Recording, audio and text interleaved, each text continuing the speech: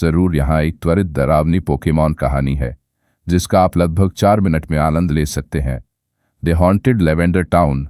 वह एक शानदार शरद ऋतु की शाम थी जब एलेक्स, एक भावुक पोकेमॉन ट्रेनर, लेवेंडर टाउन में आया था। अपने भयानक माहौल और पोकेमॉन टावर, जो पोकेमॉन की कब्रगाह है, के लिए जाना जाता है, यह शहर रहस्य में डूबा हुआ था। भूतिया कहानियों के बावजूद एलेक्स एक दुर्लभ भूत प्रकार के पोकेमॉन को पकड़ने के लिए दृढ़ था। जैसे ही रात हुई, एलेक्स पोकेमॉन टावर में प्रवेश कर गया। वह जितना गहराई में गया, वह उतना ही ठंडा होता गया। परछाइयां दीवारों पर नृत्य कर रही थीं और हवा में एक बेचैन कर देने वाला सन्नाटा छा गया। अचानक एलेक्स की रीढ़ में एक ठंडक दौड़ गई जब उसने एक हल्की सी फुसफुसाहट सुनी। छोड़ो इस जगह को। चेतावनी को नजरअंदाज करते हुए एलेक्स आगे बढ़ा। उसकी टॉर्च टिमटिमा रही। फिर तीसरी मंजिल पर उसने उसे देखा। कोने में एक गैस्टली तैर रही थी। उत्साहित होकर वह पोकेबॉल के पास पहुंचा जब उसे कुछ अजीब लगा। गैस्ट्री की आंखें गहरी दुखद लाल थीं, जो उसने पहले कभी नहीं देखी थीं।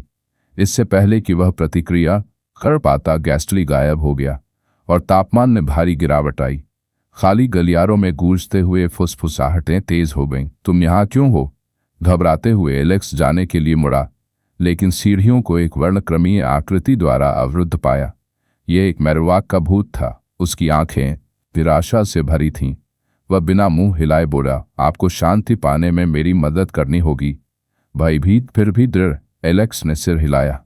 भूत उसे ऊपरी मंजिल पर एक छिपे हुए कक्ष में ले गया, जहां एक पुरानी टूटी हुई कब्र का पत्थर पड़ा हुआ था।